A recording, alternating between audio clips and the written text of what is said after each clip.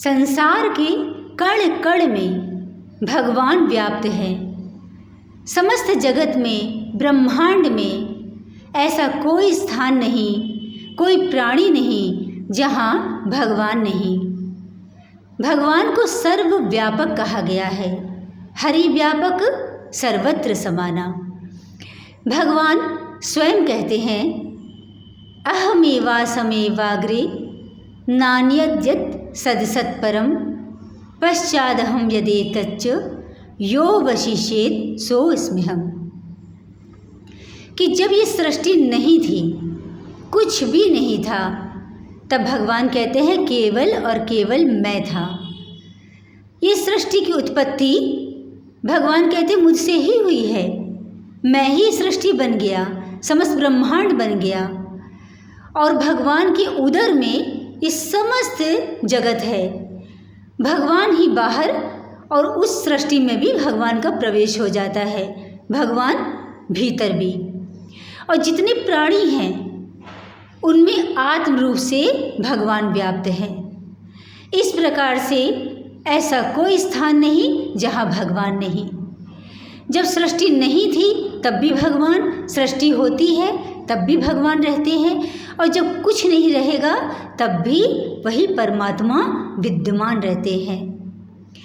इस प्रकार से भगवान समस्त सृष्टि में व्याप्त है। और भगवान ये भी कहते हैं, अन्वय व्यतिरेकाभ्याम यस्यात् सर्वत्र सर्वदा, कि मैं सृष्टि में व्याप्त हूँ, मेरा अन्वय है लेकिन मेरा व्यतिरेक भी है, यानी कि मैं इस सृष्टि से पृथक भी हूँ।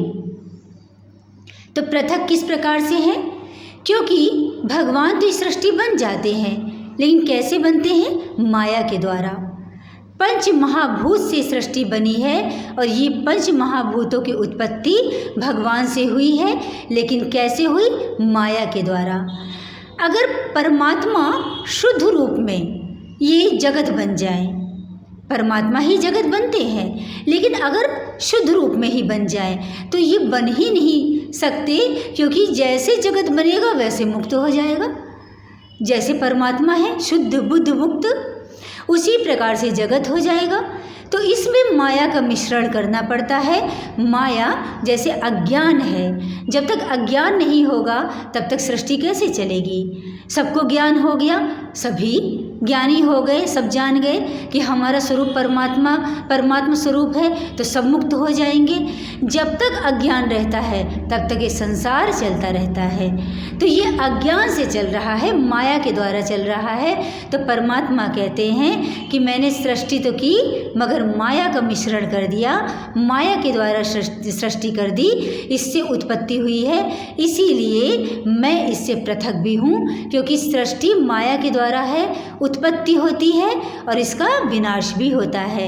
इसका प्रारंभ है तो इसका अंत भी है, लेकिन परमात्मा का ना कोई प्रारंभ है ना अंत है, वे सदा सर्वदा रहने वाले हैं। इस प्रकार से समझना होगा। जैसे सूत होता है और मनका होता है, तो विभिन्न प्रकार के मनका होते हैं, कोई छोटा है, कोई बड़ा है, कोई कैसा है, लेकिन सूत जो होता है एक जैसा है। और उस सूत में यानी धागे में उस मनका को पिरो दिया जाता है। तो जैसे धागे में मनका को पिरो दिया तो एक माला तैयार हो गई। उसी प्रकार से परमात्मा में ही इस सारी सृष्टि, जो विभिन्न प्रकार के मनुष्य हैं, विभिन्न प्रकार के पशु पक्षी हैं, और जितना भी संसार है, संसार की वस्तुएं हैं, ये सब परमात्मा रूपी धागे में पिरोए हुए हैं। तो जब उसमें पिरोए हुए हैं तो प्रत्येक मनका के पास धागा है, प्रत्येक मनका के पास धागा होगा। तो इस प्रकार से इस सृष्टि भी परमात्मा में पिरोई हुई है, तो प्रत्येक के पास परमात्मा है। ऐसा कोई स्थान नहीं जहाँ परमात्मा नहीं है। और पृथक कैसे है? ये सभी जानते हैं कि मनका अलग है और धागा अलग है। तो मनका धागा जब पिरोया जाता है तभी एक रहता है, वरना तो अलग ही है। तो अलग अलग इस प्रकार से पृथक भी है।